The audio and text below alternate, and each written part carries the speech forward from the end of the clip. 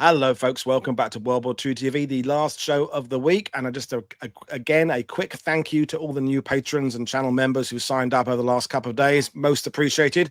But tonight's show is more of an odyssey, really, than a typical World War II TV show. Jamie's grandfather's journey from deportation to salvation took him across thousands of miles. I kind of gave up counting the number of countries he passed through after about 10 slides, and numerous lands and cultures. And so we'll dive straight in. And I just remind people that Jamie is another one of those viewer to guest historian promotions, if you like. So if you're out there and you've been watching the channel but you have a story, please feel free to get in touch and we can do a similar thing. But I'll bring Jamie in now. Good evening, sir. How are you today? I'm good, thank you, Woody. Well, we will just kick off because that's what we're here for. So I'll bring the slides up. So folks, I think if you want to have any questions, we'll kind of do most of them at the end of the evening, but I will jump in every now and then. But basically, we're going to hand over to Jamie to tell us this incredible story. And I think there'll be lots of open mouths during this one because it is just one of those amazing stories. If not from just the places he went, let alone the experiences he lived. So over to you, sir.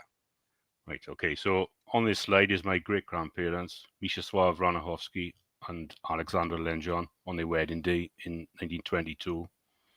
They had 3 sons.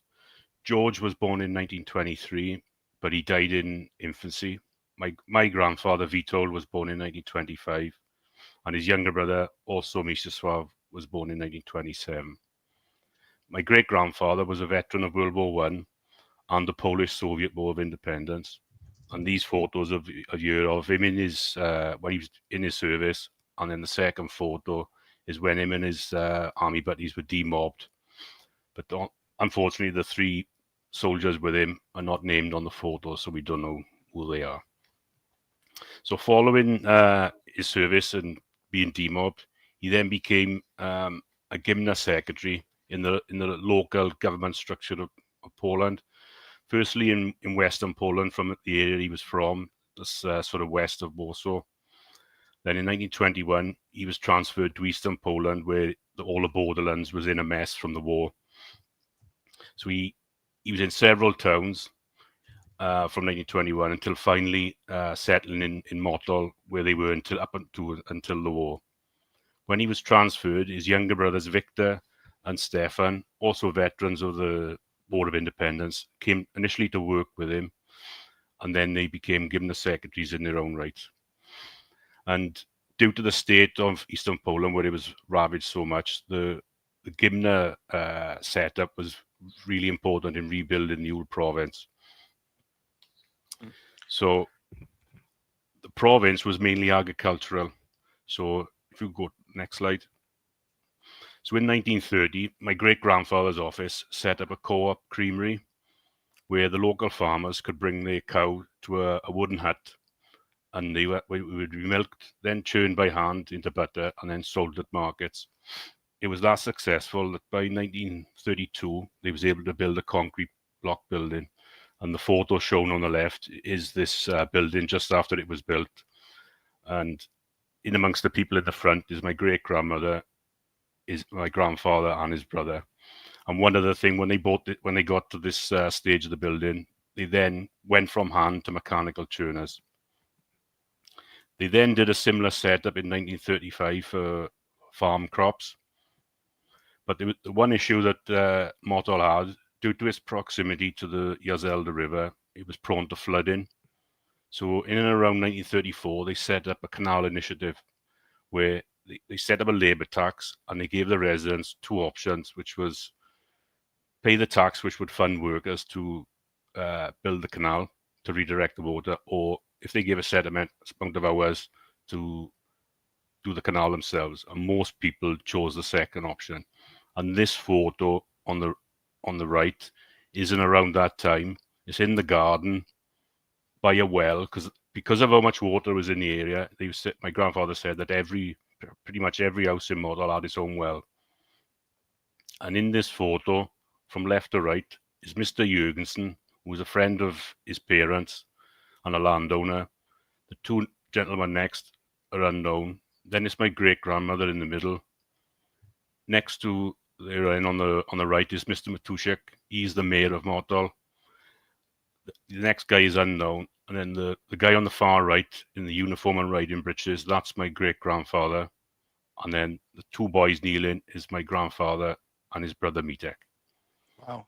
And just a quick question for you, Jamie. Obviously, a lot of this has come from your grandfather's own recollections and that of the wider family. But how difficult is it corroborating that part of Poland's history? Because, as you said rather succinctly, it was a bit of a mess at that time. To the 1920s and 30s, Poland. Poland's 20th century was pretty crap, to be fair, in many ways. But how difficult is it, getting sources about Poland at that time of the century? Well, from what I looked at when I was researching all of this bit, that the whole eastern borderlands, pretty much, it was the northern part was Belarusian, which is where they were. The southern part was Ukrainian. Even though this land was allocated to Poland, they all pretty much felt like they were still within the Russian Empire. So it was very, I don't know what the best word to say it, he's on tenterhooks probably so what the Polish government did was send veterans in, gave them land. People like my great-grandfather was transferred over, and they tried to set up like a Polish ideology. And it was pretty much self-government in each given area. They were in control of what they would do to rebuild it. They had to fund some of it. Like doing the taxes, like I said, with the canal, that wasn't paid by the Polish government. So they had to come up with their own ideas depending on how bad it was in the area. Okay, thank you. And quick question from Ian Carr. Do you know if any of those co-op buildings from that era are still existing? I've tried looking into it, but it's difficult because it's now in Belarus. And I did I had a couple of photos in some of the stuff my mother gave me, and I thought one building was it, but it turned out not to be. But so at the moment, I don't know. But obviously, I'm still looking. Well, as we found out with some of the recent shows you've done, is that these small projects can end up turning into lifetime quests because one rabbit hole leads to a rabbit warren, and then suddenly you're researching things that are a million miles away from where you started. So welcome to the club of nerds, Jamie. Yes. It was rabbit hole after rabbit hole when I was going through it, and I had to stop what I was doing and stay focused on getting what I needed. Yeah. Well, on we move. Yeah. So in 1933, my great-grandfather was selected the president of the Polish Riflemen's Association branch in Motol. This document, I don't think my grandfather ever saw this. I found this, I think, last year on the Polish State Archives. So the first page on the left is page 1. And then on page 4 is where I've blown up and highlighted. You can see my great-grandfather, where it's got Mieczysław Ranachowski, president. There's 3 other guys listed below him. And the bottom one, where it's got Władysław Matusek, he's the treasurer, and he is the person on the picture by the well on the previous slides. So what else happened in the early 1930s? In the summertime, there used to be like a festival where they organized. My great-parents were part of it, where they would organize all kinds of sports. There would be fire brigade display, cadet territorial army display. There would be a shooting competition, a grenade throwing competition, a lottery, bazaar, dancing in the street. And I think this was part of the Polish Riflemen's Association's objective to drive what being part of Poland was. And this is just a basic overview, because I haven't researched a lot into this, because it's another rabbit hole. So I just pulled out the key points of what they were in the Second Polish Republic. And like I say, by the time at the start of World War II, they had somewhere around 500,000 members. And if you go back to the slide with by the pictures, if you zoom in on I don't know if you can, but if you see on the picture by the well, my great-grandfather and the guy next to my mother are in uniform. And I think this is part of the Polish Riflemen's Association. So maybe that's why they're in that uniform. Makes sense. Yeah. Right. So when I look through my grandfather's stuff, there wasn't much after this part. So we'll now go to the start of the war. So this is just an overview of the province that they lived in. So Motol at the top is where they lived. Victor in Bezjes is his brother. He was the gymnast secretary there. Stefan directly below is his other brother. He was the gymnast secretary there. Pinsk is where my grandfather went to boarding school, and where Droitchen is on the bottom left. There was a prison there, and that's ultimately where the Soviets were sending people they started to arrest before they were deported them, especially like the officials, people in the government, police, teachers, doctors, all that kind of, all those type of people. Yeah. So within a week of the German invasion, my grandfather's school in Pinsk was closed, and then shortly after, news came to him that one of the German teachers was arrested and shot for being a spy. Then on the 17th, when Russia invaded, news came that all Polish government posts were to be abandoned. So there was a meeting in my great-grandfather's office where it was all decided that the men would leave Motol immediately and their families behind. So following the meeting, my grandfather, his mother, and his brother, they said goodbye to his father, and he left with all the officials. The following day, a communist committee took over the town. They raided my grandfather's house, searching for weapons and things like that. And one of the committee was a really good friend of his parents, and he reassured his mother that the three of them would be safe. But he said, thank God his father had left, because in and around this time, in the early days of the war, in Motol, they believe within a population of about 4,000, about 40 people were just taken and they were just executed straight away by the local militia. So then, a few days later, on the 21st of September, news came that they'd found and caught my great-grandfather in Yanov, and they weren't far away from bringing him back to Motol. So as my grandfather and his mother and brother ran out of the house, they saw a man on a horse, and his father was being dragged behind him with rope tied at his hands. He was barefoot and just in his shirt and trousers. And then there was a few more men on horses a bit further behind. They could see he was exhausted, but not beaten. But at this point, my grandfather's mother collapsed and was shouting, "What are you doing, and for what? For all the good he'd done the people of the town over the years." She was screaming and shouting, "Stop it, you ignorant pigs." But they didn't obviously stop. They just dragged him to the police station, which was about 600 yards from their house. Then this member of the committee, there was a friend, he came again to the house and said that the leader of the committee would do everything she could in her power to save his father's life, because before the war, my great-grandfather had secured school scholarships for her two daughters, and that's exactly what happened. He remained a prisoner, whereas other people, like I said just now, they were just being taken and murdered. So his mother said it was thanks to these two communist people that my great-grandfather wasn't killed in the first days of the war. Crikey. A few days later, my grandfather said that a Russian cavalry come through the town.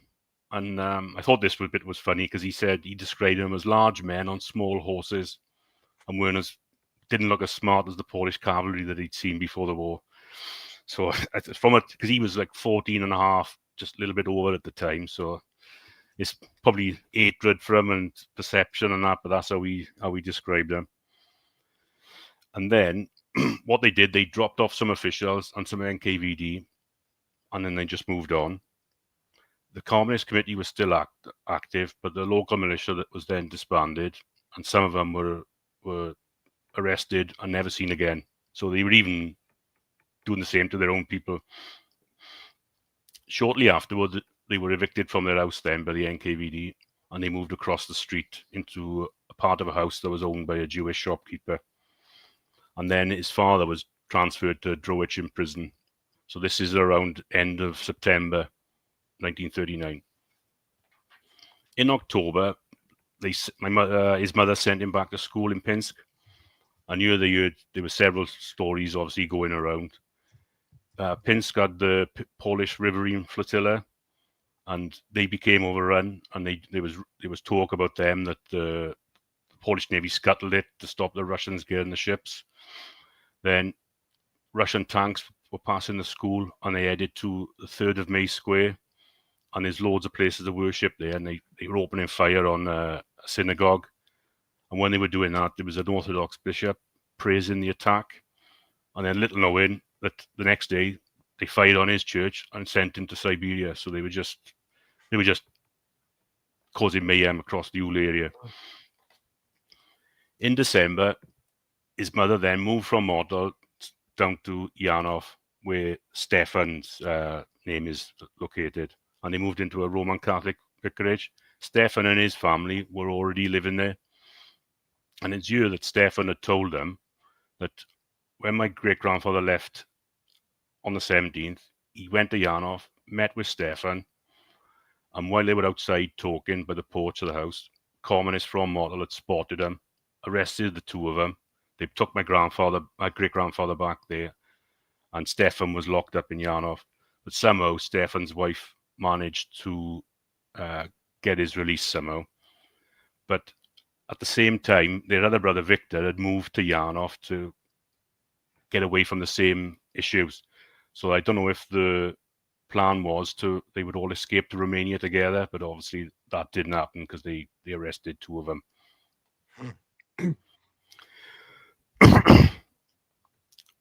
Then, so in January, when he returned to school, all the lessons now were being conducted in Russian. My grandfather spoke well in the local dialect. So obviously, because it's now Belarus, so it's like Russian, and he was familiar with the Cyrillic alphabet. So he said the changes didn't really affect him in that way. He just got on with it. And he decided then that he was going to work even harder now, because he wasn't going to have any Rusky telling him he was a backward Pole, because that's how they looked on him. And he said every child in the school had the same opinion. Then, whilst at school in February, there was a rumour that in Pinsk station, they was loading up the trains with Polish prisoners. So my father, along with my grandfather, along with a load of other children, ran to the station, and he saw his father through a small window of a cattle wagon. He was shouting to his father. His father was shouting to him, but he was too far away to hear what his father was saying, and the guards wouldn't let him anywhere near to the train. So he stayed there along with all the other boys who were looking for their fathers until it was dark, and then the train left the station, and that was it. My grandfather then said, from this point on, everything started to change. In the same month, he went to visit his friend Bonnet Jurgensen. He's the son of the guy that's in that photo on the previous slide. And when he went to the house, so the guy on the left, that's the father of my grandfather's friend, Bonnet Jurgensen. So he went to their house in Pinsk, and no one was there. There was no rumours going around that the Jurgensens were deported to Siberia. But then they come to the conclusion that because the Jurgensens had German family connections, that his father had escaped to a part of Poland that was occupied by the Germans, and managed to arrange to get his family smuggled out and across the Bug River into Germany. He said that's the only, because there was rumours about everybody being, as soon as someone was gone, it was pretty much they knew where they'd been sent. And then the following month, in March, Mrs. Matushik, that's the wife of the mayor on that photo, and her children, they were deported from Pinsk. And she had a daughter, Elzunia, who was the same age as my grandfather, and he went to the station again, and he managed to speak to her, and he said, can you write to us in Yanov, and we can try and send a food parcel or something to wherever you end up. And he said he didn't know what right he had to do this, but because he couldn't promise anything. But he remembers that she did write from Kazakhstan, and his mother honoured his promise and sent a parcel. Whether they got it is another thing, but they tried what they could. Then, when school finished in that year, he went back to Yanov to stay with his mother and his brother. And while he was there, he spent every day in church and helping up to mass every day. Mitek, his brother, had a job as a cloakroom attendant in a local restaurant that was used by the NKVD. And one evening, my grandfather went there to see him. And the NKVD started berating my grandfather about all the time he was spending in the church, saying to him, "Are you gonna? Why are you there every day? Do you want to be a priest?" To which my grandfather replied to him, "No, because they can't get married." And he said after that response, they left him alone. But I think so the light bulb come on then that the NKVD knew everything that was going on. And he said at this point now, pretty much all his friends in Prom Model were gone. All his close friends, apart from Helena Starosta, who was the daughter of a policeman. He had no other close friends left. From September, when he went back to school, it was now recognized into the Russian system, so the whole structure was changed. The teachers now were mainly Polish Jews that had escaped from Western Poland. The pro-Russian subjects were taught by the wives of the NKVD officers, and they also then placed Russian children into each class. So I think they were trying to dilute the Polish thing and make everyone assimilate into being Russian. From this point on, he just talked about the school, so I've skipped through that because it's just saying about the structure and things and stuff like that. So then, if we go to then it's June of 1941. So at 1 o'clock on the 21st of June, which is the day before Germany attacked the Soviets, an NKVD lieutenant came to the vicarage, knocked on the door, and said to his mother, "You pack everything you own, everything you deem valuable. You and your two sons are being transported." And they told Stefan to stay in his side of the house and out of the way. They were then taken to Yanov station and they were dumped by the rail track. And he said that they were one of the first families to arrive. And by the time the sun rose, they could see carts upon carts of Polish families coming to also be deported. Then the lieutenant that had brought them to the train station come back with two more families. One was the wife of a Polish army captain with two young daughters. They were like 4 and 6, I think, but she didn't know where her husband was. The other one was a Belarusian woman whose farmer husband was locked up in a gulag, and she had 5 children. The eldest was a year older than my grandfather, and his name was Misha, and they became close during this part of the war.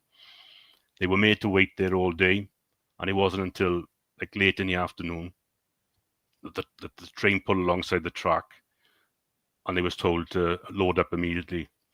At this point, the lieutenant came back, and he said to my grandfather and Miss Misha, "Just load all your belongings by the door. That way, others will think the wagon's full."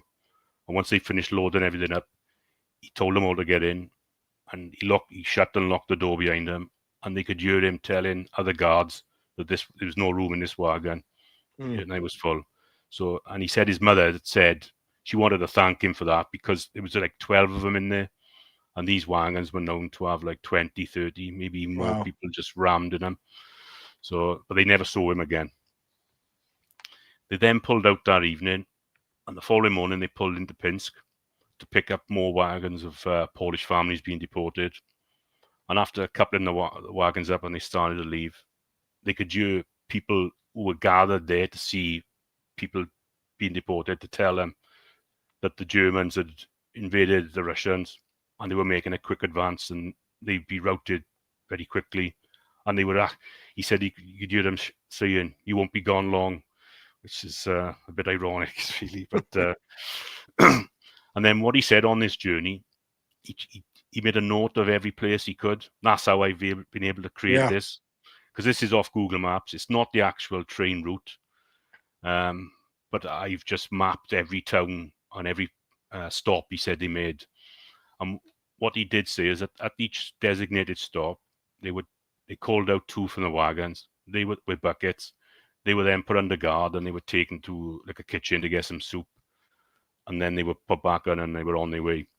And did they have any idea where they were going at this point? Or was it just one step to another stop and just going where they were told, essentially? Well, everyone assumed they were being sent to Siberia. And and if you see when as they sort of going northeast as they go to Moscow, and he said in his memoirs when they turned south, the people in the wagon couldn't understand what was going on because Siberia's to the east. Yeah. And then after another couple of stops, they started going east again. So they just thought, oh, they're going a different route to Siberia. But they just thought they were going to Siberia, and that was it. They had no idea. They were just sending them. And what he did say, the toilet was an hole in the floor of the wagon. And the guards told them they weren't allowed, they had to go into the toilet when it was in the open country.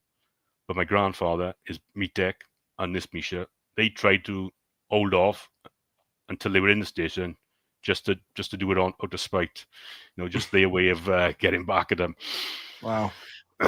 So he thinks the journey took him about 2 weeks, but I've seen other stories that it's longer. But they ended up in a settlement that was about 70 kilometers from Semipalatinsk. It was a series of like 12 wooden huts near a quarry. And when they got there wasn't. So this is just an image I've got off the Crazy Family website. Yeah. And it's just depicting what the type of huts that they put the Polish families in Kazakhstan and stuff like that. And with all the new arrivals, there wasn't enough space to house everybody. So the first job that all the families were given was to build these type of huts out of raw clay blocks, wooden roofs, and some kind of thatch, he said. And then after about a week, my grandfather's family, the Belarusian family, and then another family called the Tucholska, was a mother and two kids, Janusz and Barbara. Janusz was a year above my grandfather in school. So they were from the same school, and they ended up in the same work camp, if you like. After these huts were built, my grandfather, Janusz, and this Misha, they worked together all the time, and they had a series of different jobs, and it changed because in a quick succession over several weeks, the men that were from the area and working in the quarry, they were getting conscripted into the Red Army, so their jobs were getting promoted then, if you call it that. They started off, they had to clear the topsoil for the rock to be blasted, to be drilled and blasted. Then they were promoted to drilling, which was done by hand to depths of 4 to 5 meters. And then once it was blasted, they had to break up the rock. It was paid on a piece rate, but obviously it was very poor, and it was barely enough to buy bread and potatoes in the quarry shop. So what his mother did occasionally, because they could move about a little bit, there was a market there, and she started selling the belongings they were taking so that she could buy meat from the black markets, so they could have a little bit extra food. By October 1941, the snow had started to fall, and my grandfather and Janusz had a lucky escape where they were tasked with putting windbreaks up to stop to protect the camp from snow drifts, and they got caught in a blizzard about 2 kilometers from it. But luckily, they were with a horse and sleigh, and they just cracked the reins and let the horse go, and they ended up by the barn in the camp. If they hadn't done that, they would have frozen to death. Wow. Then shortly after that, more people started arriving at the camp, but this time they were Russians of German origin, who the Soviets were deporting because of the Germans advancing into Russia. They didn't want anybody that was connected to the Germans in the area, so they started deporting those people to the camp as well. Then news came that there was an amnesty between the Polish government and the Soviets, and the Polish families within Russia could move to any part of Russia they wanted to. Then the father of the Belarusian family, he turned up at the camp after being released from the Gulag, but no news came of his father or of any of the other Polish families' fathers. Then a short time after this, news came that the Polish army, there was building up a Polish army in Kazakhstan. So what they would do, family members of the Polish army would also be allowed to leave with them. They could be repatriated out of Russia. So 8 of the families got together and said they would move south from the camp to where the Polish army was being formed. So that they had to pay for a train. So what they did to do this was they started selling their belongings again in the markets so they could pay for the train fare. So they got enough money and they left the camp in November of 41. So the camp is up where Semi is. That's now the new name for Semi-Palatins. And they started heading south. And they ended up in a place called Samarkand, which is in between Tashkent and Kashi on that map. But for some reason, my grandfather's family, the Tucholsky family, and another family they were with called the Grabowskis, they decided to leave that train and go back up to Jambul. Not long after they arrived there, a Polish unit arrived, and they were recruiting for the army. So my grandfather, Janusz, and the eldest son of this Grabowski family, they went for a medical, and within a week, they had the papers and a date of departure. At this point, my grandfather and Janusz had lengthy lectures off their mothers about staying safe, and then they were given bottles of vodka, 2 each, because of all the typhoid and dysentery. And then they were persuaded to join the anti-aircraft artillery. The boy from the Grabowski family, he was a little bit older. He was in his early 20s. He had experience as a lorry driver, so they said he was going to go for the supply corps. So when the time came to leave, my grandfather remembers his mother crying, big eggs and everything like that, and he's in tears. So he was consoling his mother, and he reminded them that when they had a medical, the army told them that once they signed up, once they joined the unit, they were to send a letter back with a document to say they were members of the armed forces. And when the time came, the families were to leave where they were and go with the rest of the Polish refugees out of Russia and into Persia. So that's what the plan was. So they left. They left there. They ended up in a transit camp where they were assigned to the 10th Anti-Aircraft Artillery when they arrived there, him and Janusz. Then they spent the next 14 days in a quarantine camp where there was 10 soldiers per tent. And within that 14 days, he said they lost 3 or 4 sleeping partners who they never saw again. And my grandfather and Janusz believed that it was down to the vodka they were taking before the meals during those 14 days that it had saved them. It'd kill everything. After the 14 days were over, there was about 30 or 40 of them at this point. They were then marched to a banya. A banya is a bathhouse, and there they were put all the papers, all the army papers, everything like that, in a separate bag. They were stripped off. They were showered. They were shaved head to toe, and then showered again. All their clothes were burnt, and then when they came out the other side of the banya, then they were given British battlefield dress, great coats, and a kit bag.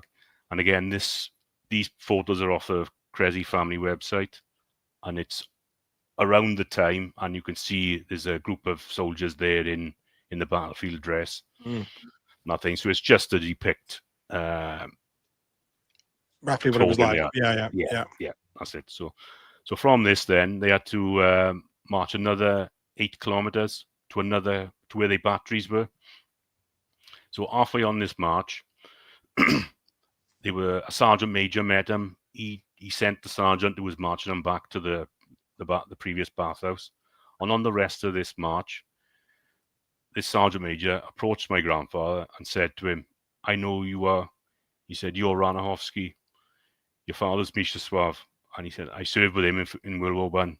So my grandfather was like completely shocked with this, and he said, "How do you know who I am?" He said, "We've never met." And the sergeant major said to him, "You're the spitting image of your father when he was your age."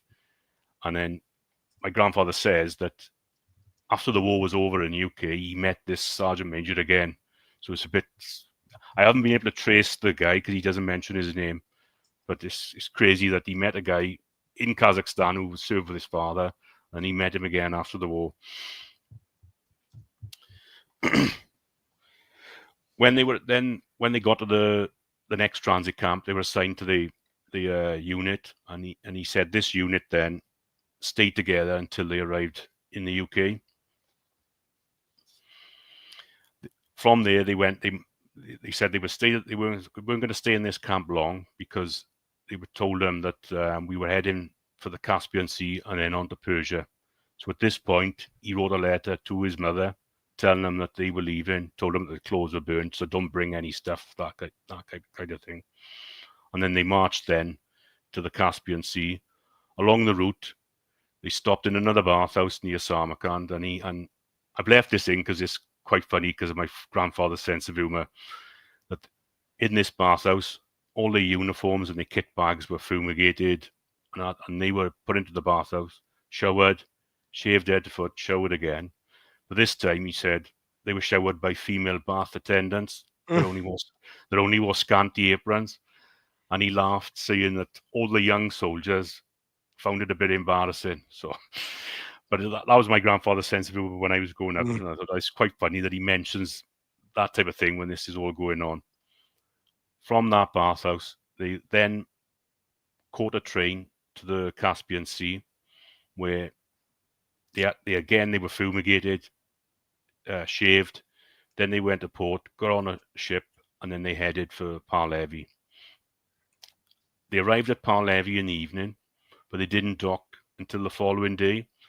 Now, this map, again, I got it off the courtesy of the Cressy family website, and it's from a British medical officer's report who was in charge of the evacuation of the Poles. And this is from the first evacuation.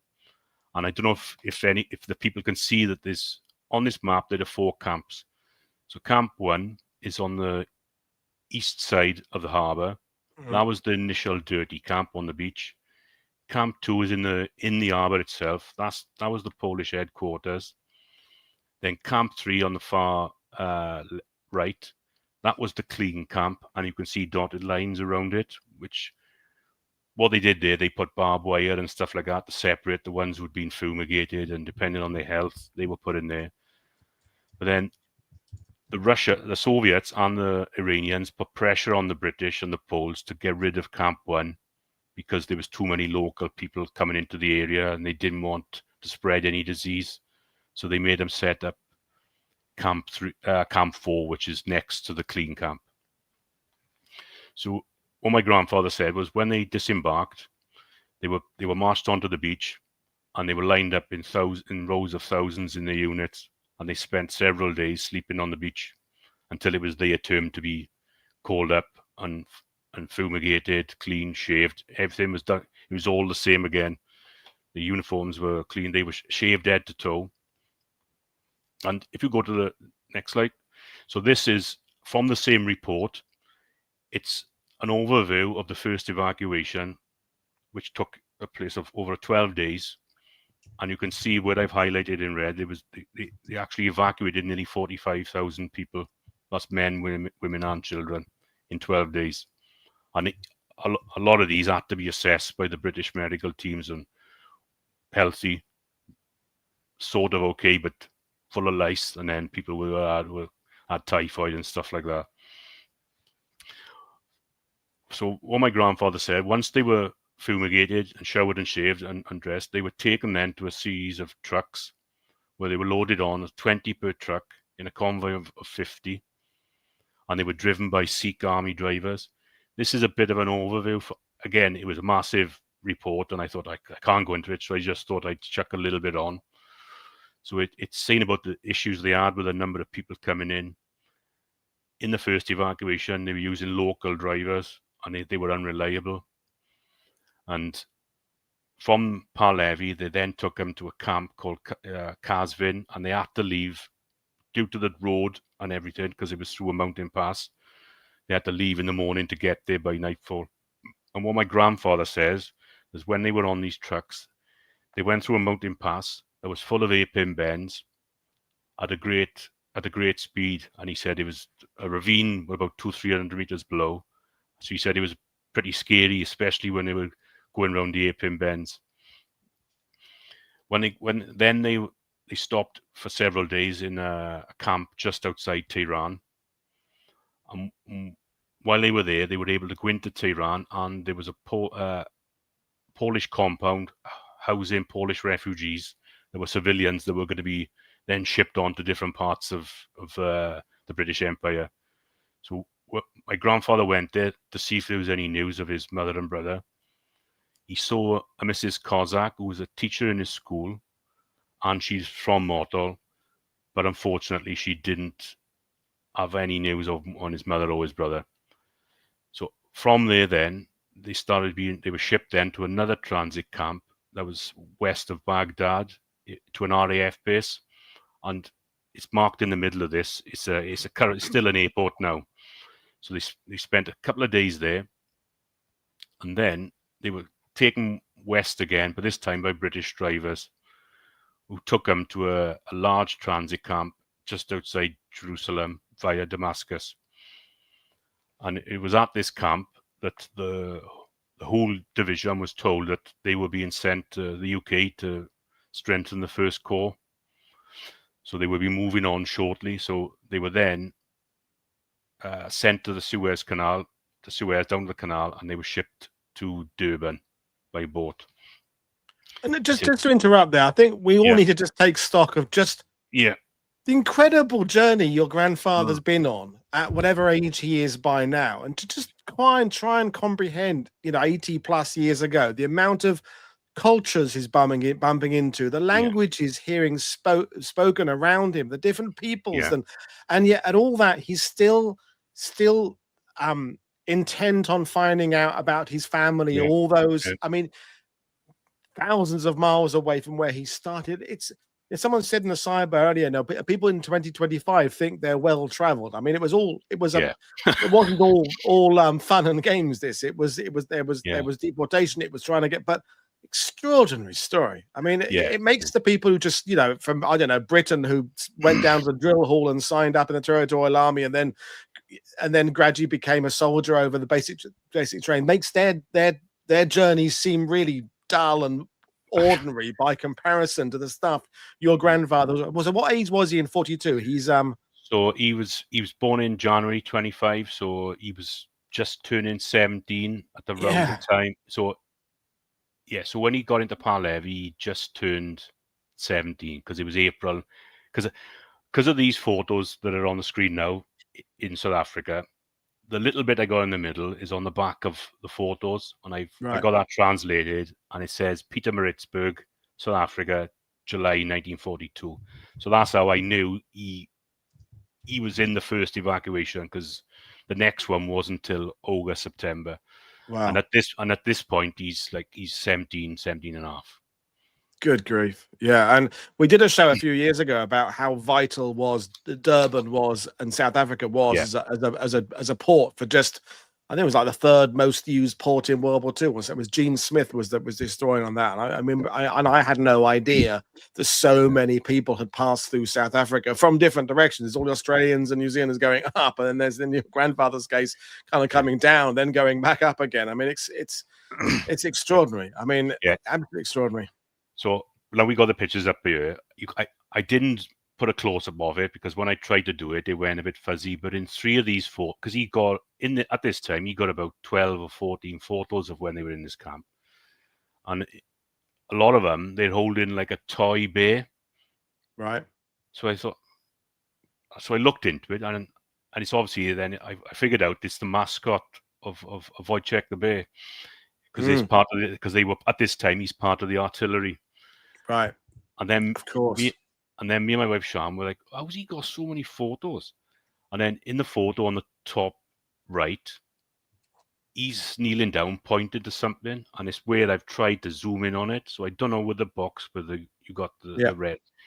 You can vaguely make out that it says Kodak on it. Yeah. So someone had a camera, and they were like trying to document everything.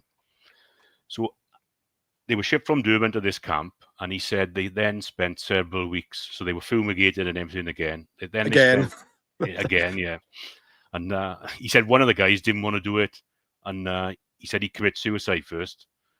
So they put him in a cooler after, and then when it like for 10 days, and he said when it came to the 10 days, they were going to tell him. They told him, when you're out, we're going to shave your head anyway, forcibly. So he said, you're not going to do that. And he go mad. When they released him, he ran across the camp yard and ran into a telegraph pole, knocked himself out with a big gash in his head. So he had to shave his head anyway to stitch his head up. So he said this guy complained for no reason at all. It's like, but crazy. Mm. Yeah, so after the several weeks of physical training they had here, they were then shipped back to Durban, where they began several rotations of guarding Italian prisoners on a ship that was permanently harboured in the port. So every few days, the prisoners would be taken off the ship, put onto another ship that was outbound, and then more prisoners would come in, and then the units that my grandfather were in, they were guarding these prisoners on the ship. And during the third rotation of this, my grandfather and a few of the others were on mess duties. They were in the large mess doing dishes when one of the guards accidentally pulled the trigger on the rifle, and he said it hit the girder above, splattered everywhere. So my grandfather's still washing dishes, and he looks to his buddy, and his blood pouring down his face. So he shouts to him, "You've been hit." His buddy replied back, "So have you. Look at the water." And my grandfather looked down, and the water was just red, and he'd been hit under the left arm. Then he had a large piece of shrapnel in his right arm, then with a pile of load of other smaller fragments. And this isn't from that time, but later in life, when he worked when he was working in Wales, he had an industrial accident and he lost part of his finger. So this was to do with medical reports and disability stuff because it affected his grip. And it says in this that he got an old gunshot wound on his right forearm. So he never mentioned anything else. So I'm guessing that this report is showing is from the same time. It has to be. That's the only thing because I can't find nothing else. So they were sent to hospital and they were told that the shrapnel wasn't going to be removed, but they didn't discharge the three of them. Then after a few days, someone from the unit came to the hospital and said, all our division is getting ready to disembark with a ship. We're taking prisoners to the UK. So they left the hospital and started sailing for the UK. On this ship, there was a wife of a Polish diplomat, and she was offering English language lessons. So my grandfather and several others, they signed up straight away. And by the time they landed in the UK, he could write in English. And when they docked in Liverpool, this bit, I don't know the exact date. And then after handing the prisoners over to British guards, they all boarded a train then to Scotland where the First Corps was based. And he said on the train journey up, they obviously stopping at different stations along the way. And the ones who, like my grandfather who learned English, found it very odd that a lot of the stations were called Brill Cream and Bovril. And he said, with the big, easy to read advertising boards, he said they were telling all the others that these were the station names. I thought it's hilarious, really, when you think about it. But what else would you think?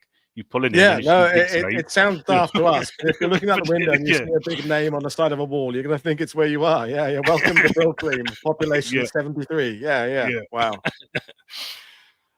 Then when they got into Scotland, they arrived in Cowdenbeath, and it's at this point that they were told that the whole division was being disbanded, and that they had a choice of Army, Navy, or RAF. And even though my grandfather, excuse me, was seasick for the whole journey, he decided to choose Navy, and most of his unit did the same. And what he did say is that all the ones that stayed in the army and they were of a similar age to my grandfather, so he's still in 18 at this point, they were all assigned to the Polish paratroopers. So if he stayed in the army, he would have been in the Polish paratroopers.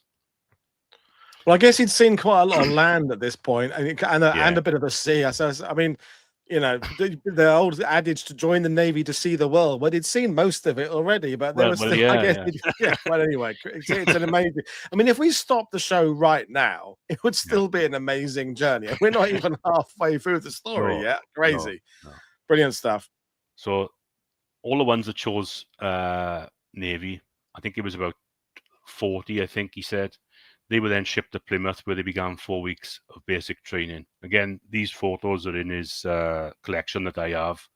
And on the back of the one, it's got, I think it's 16th of October. And on there, there's a pile of signatures, but it says Glen out. Now, when I first saw this photo, I thought it was the officer in the middle. But then when I Googled it, I realized then that was the training camp. So they did the basic training, and then after the basic training, it was time to choose trade.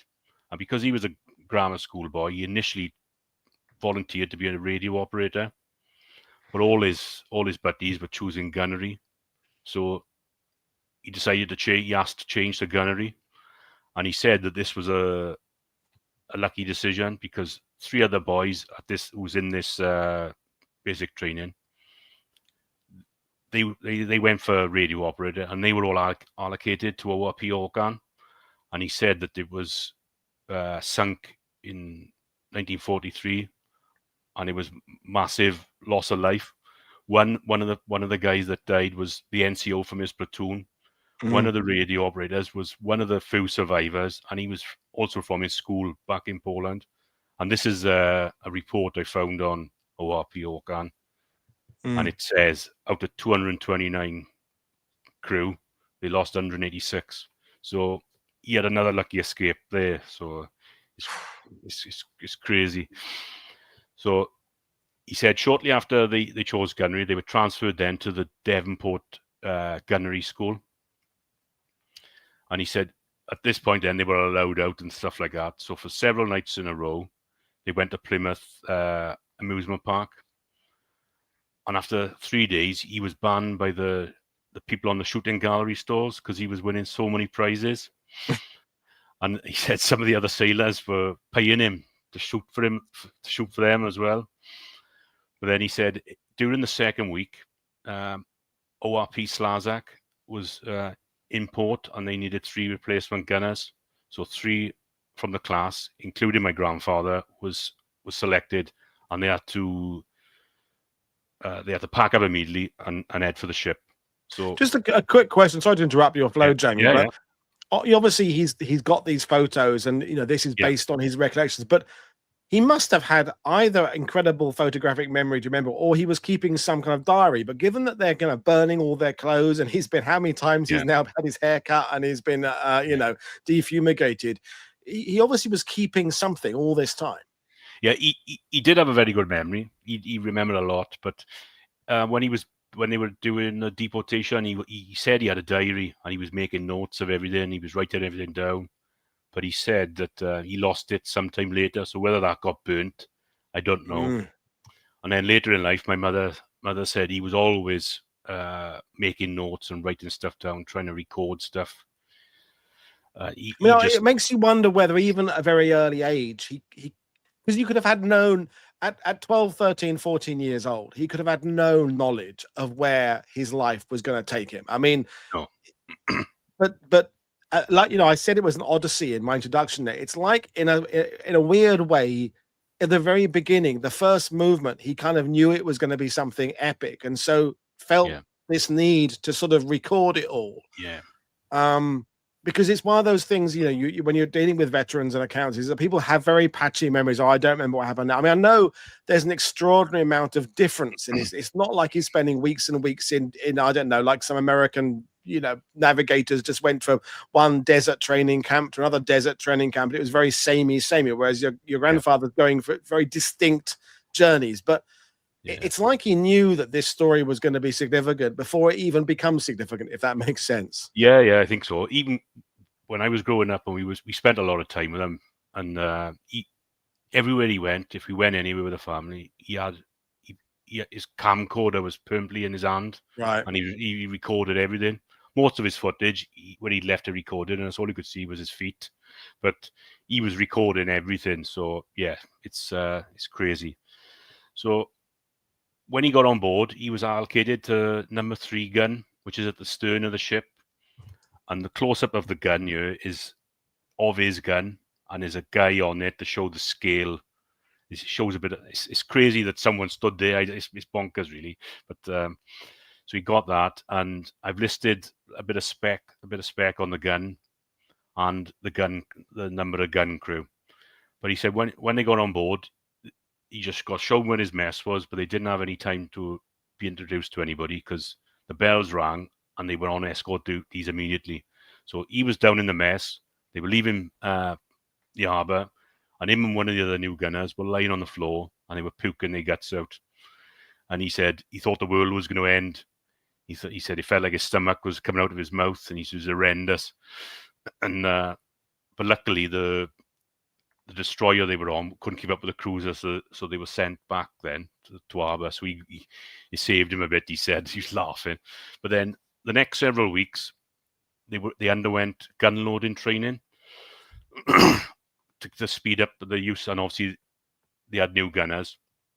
So what they did for this, they had wooden shells and cartridges, and what they had to do, they had to load the shell and fire, load the shell and fire, and it was 3 loaders per gun. And he said after several weeks of this continuous training, whether it was in port or on patrols, they was able to fire 16 rounds a minute. And if you see on the rate of fire, but there it's got 15 to 20, so it's not bad after just several weeks.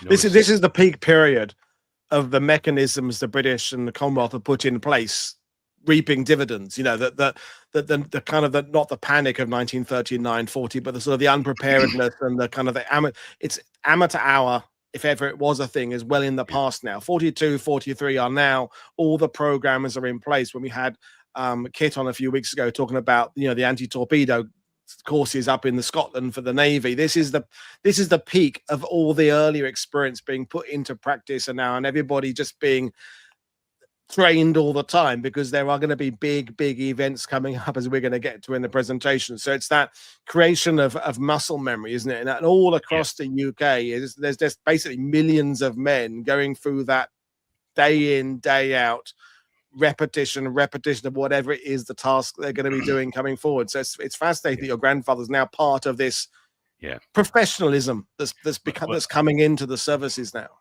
Yes, that's right. Yeah, it's crazy when you think about it. And he said, I didn't think about it really when I first read it.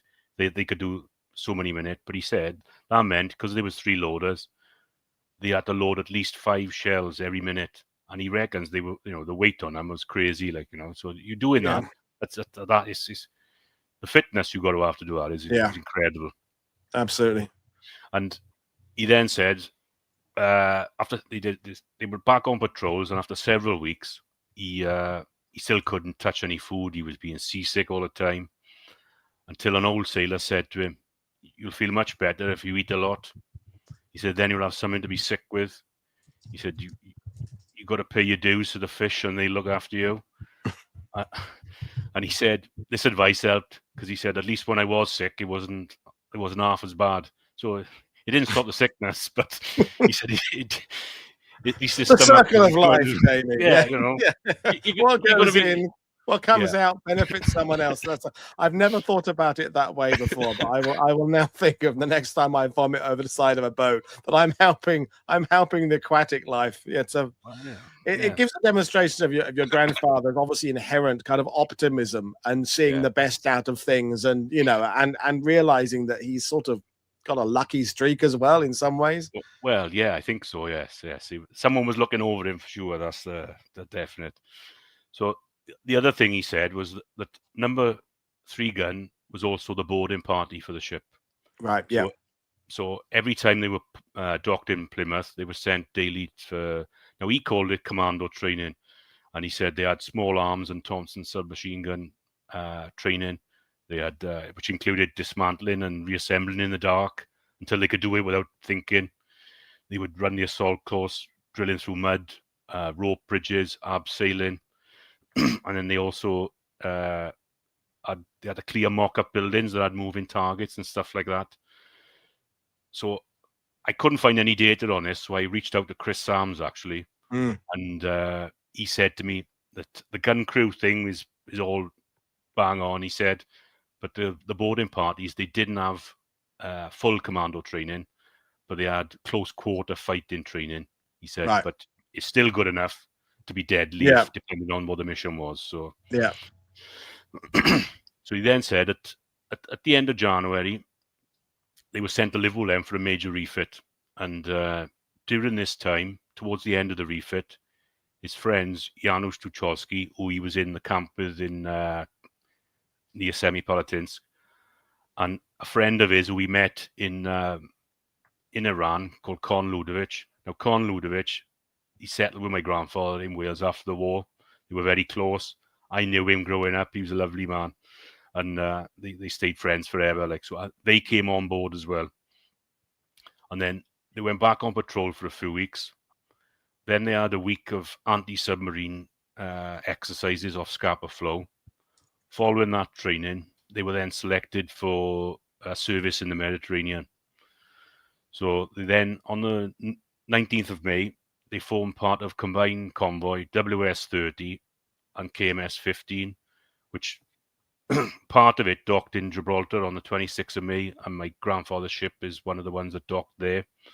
Now, when I looked at the report, it actually says on this convoy that HMS Active and HMS Ness sank the Italian sub Leonardo da Vinci with all hands lost.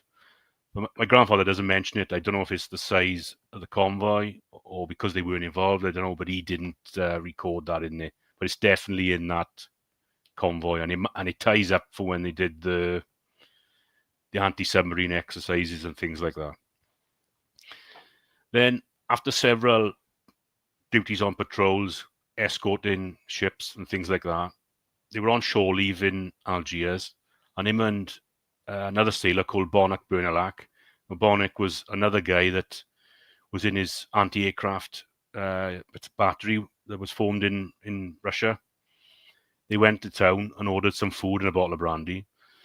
And he said by the time the food came, they were 2 bottles in.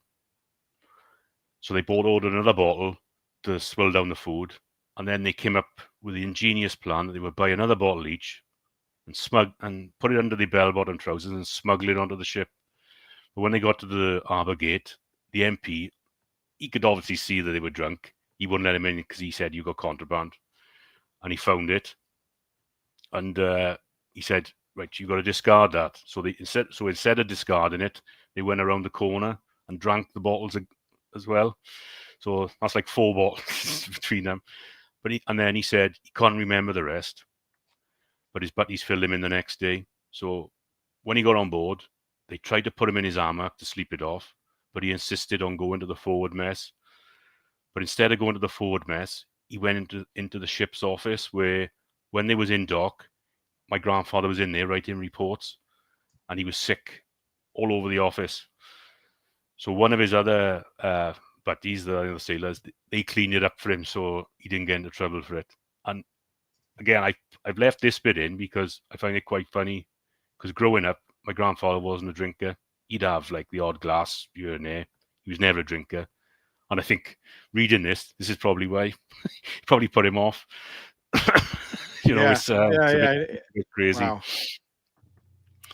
Right. So then he says the next thing I thought I'd add in there, and he said his ship was nominated for the invasion of Sicily. But when the ships were en route to Sicily, he contracted pneumonia, and he was ill for 2 weeks. So he doesn't have any recollection of the Sicily landings. But he said for the remainder of July and August, they were on escort duties back and forth for all the aircraft carriers and other ships that were involved in the invasion.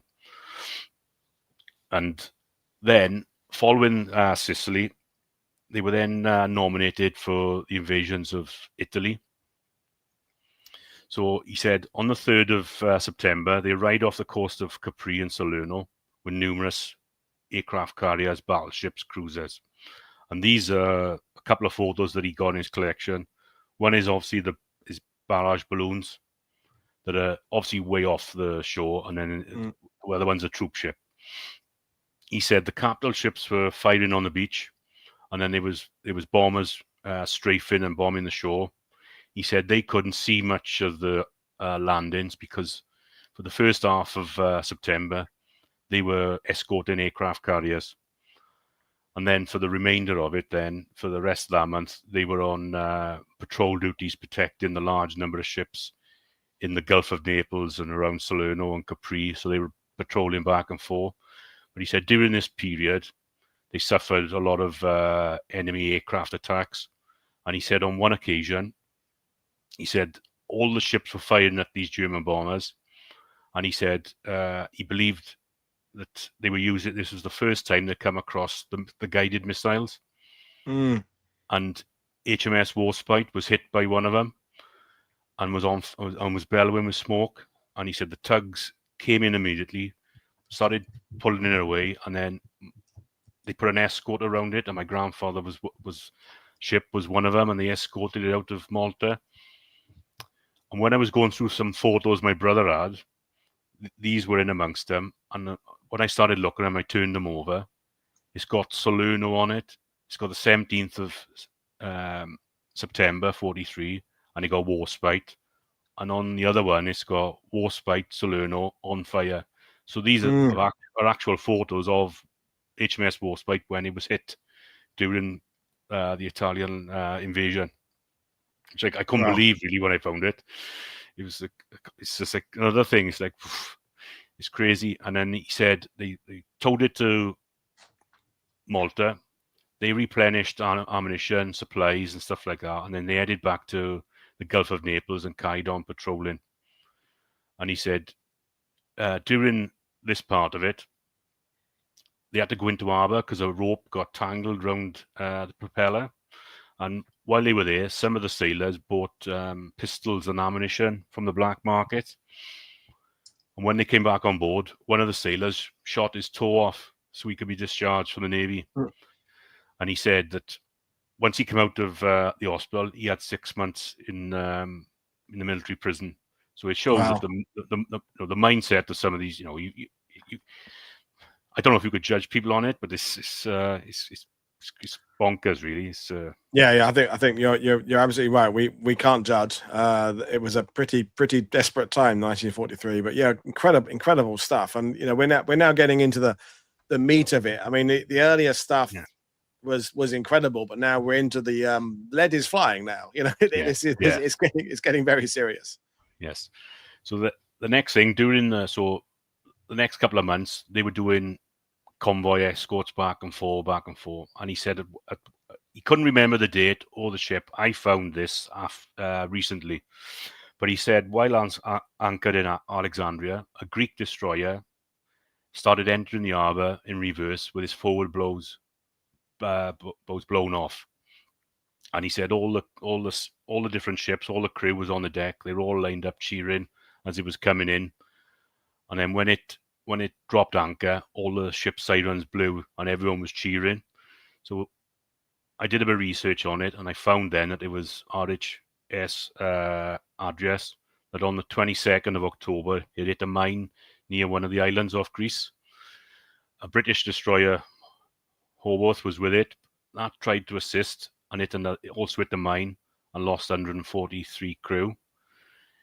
Then RHS Adrias and survivors from the British destroyer made a 400-mile trip to Alexandria with part of the ship missing, which is unbelievable, really. And these photos are not in my grandfather's collection because he couldn't remember the ship. When I researched what my grandfather described, this was the first thing that came up. And then when I looked on the ship, this is exactly what happened. It was crazy again. It's another thing. You wouldn't think that a ship could sail with part of it missing like that. The next thing he recalled was they joined a convoy off the coast of Algiers. Again, he couldn't remember the specifics on it, but I'll read out what he says. And he said they joined a convoy from Algiers heading to the Far East. And then the following day, at about 4 p.m., they were attacked by German bombers. They were coming in 3 waves from different directions, and they were targeting the troop ships. He thought that in this action that they lost 3 ships, and many of the soldiers lost their lives because there was an issue with the life belts they had on the ships. And he said by the time the German planes had left, out of 600 4-inch shells, they only had 50 shells left between 3 turrets. And it was pretty much the same with all the other escorts. So what they had to do then, they had to leave the convoy in turn to rearm and then come back to the convoy. He said he was quiet then for a couple of days. Then another pile of German bombers come over and from Greece. He said they fired at them. They threw bombs widely, and then they left. And as they were leaving, some Spitfires came over and drove the bombers away. And then they had reports later that the Spitfires had shot down all the planes. And he said from then on, it was quiet to Alexandria. So what I did, I researched this. He also named several of the escorts that he joined the convoy with from Algiers. And when I did this, it has to be convoy KMF 26 because everything pretty much tied up to what he was saying. And they lost 1 troop ship, which was mainly US troops. And in this, there was an issue with the life belts. They were using life belts that were more designed for beach landings. And they said, like I got on the screen here, it says that the soldiers weren't trained how to fit them properly. So and there was an issue with lifeboats. So when they went into the sea, the lifeboats, the life belts tipped the soldiers up, so they were head first in the water, and they just couldn't save. A lot of them were drowning when they could have been saved if they had that problem persisted until Normandy. It was the inflatable belts. You're meant to have them under your armpits, and they were given to soldiers, British and American. They didn't know quite what to do. They ended up putting them around. The only bit of gap they had was kind of around their waist. As you say, what ended up doing is it turns you upside down like a cork. And I just want to also commend you for doing that fantastic work of taking your grandfather's core story and then fleshing it out by doing that research in the story, because some families don't do that. They leave it with just what the family member said, which is fantastic, but it makes so much more contextual understanding when you're filling in all the details by doing the work that your grandfather was a little bit too busy to do at the time. So that work you're doing now is really important. So incredible stuff. Back to you. So then sometime in 1943, he said he was sleeping in his hammock and he dreamt that his mother came to him with his hammock, and she said to him, Vitek, which is short for Witold, don't fight with Mitek anymore. There's only the 2 of you left now. So the next day he woke up and he said on ship there was a psychic sailor. So he spoke to him about it, and he said to my grandfather, your mother's just passed away. Wow. So, and these are first Red Cross letters that my grandfather saved, and I got. I've got one by you, one out, just to show it. But sorry, I'll put it there. I've got your big screen. Yeah. So this one is from 1946, where his mother's sister is searching for him because they hadn't heard his whereabouts for 3 years. Wow. So these are multiple letters. So from February 1943, he's contacting the Polish Red Cross, trying to find out where his mother and brother is, because he's under the impression that they were going to follow him pretty much straight away after he got out, and they couldn't find him. Their names were put down to check the logs for Australia and things like that, and there's several of these. But in amongst these letters, there's one that he received off Mrs. Matushik, the one that I said earlier in the stream that got deported to Kazakhstan. Yeah. And he found her and her daughter, and there's a couple of letters from them, and one of them is from Mrs. Matushik from 1945, and in that she tells my grandfather that his mother died in 1943 and that his brother Mitek had joined the Polish army on the Russian front. So he actually didn't know until 1945 that his mother had passed away. Wow. So that's that. So then, at the turn of the year, so this is beginning of 1944, as they were leaving Gibraltar and going to Algiers for boiler cleaning, they received a signal from a Vickers Wellington that had spotted a sub off the coast of Spain. They gave their position and told them that they were going in to attack the sub. By the time my grandfather's ship arrived there 30 minutes later, they established Aztec contact, dropped a few depth charges, and then they spotted a dinghy with like 4 or 5 airmen in it and a fishing boat. So they remained Aztec contact, checking the echo, and they approached the dinghy, and they did it at speed, just in case the sub was either underneath the dinghy or the fishing boat. They went in at speed, picked the airmen up in 2 or 3 minutes, and then zigzagged out then, just in case the sub let off a torpedo. He said he tried, they tried to search for the sub. They couldn't establish contact. Then another couple of destroyers arrived on scene, so they left with the airmen because they were badly wounded and went to Algiers and took them. He also says in his memoir at a similar time, they found 4 German airmen as well in the dinghy. Now, this picture is one of the two. I haven't been able to establish which one it is, but it's either the British airmen or it's the German ones. But I'm guessing, because of the incident and the way he describes what happened, I think it's the British airmen. I'm still researching on this. I haven't been able to find any specifics on it. I did find something the other day where it's like an extract from one of the airmen, and they said that about them picking it up, but I couldn't find any exact details on it. So I haven't been able to establish if it's definitely that picture. Brilliant stuff. And now we've just got a couple more invasions to go. Yeah. If you just go back a sec, there's a couple more on this one.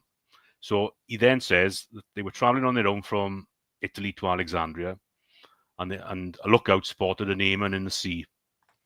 And so they picked him up, and the picture in the middle is of an airman in a sea. I don't think you'll be able to see it on this photo, but there's like a faint line that goes up from the airman to the left as we're looking at it, and that's to the ship.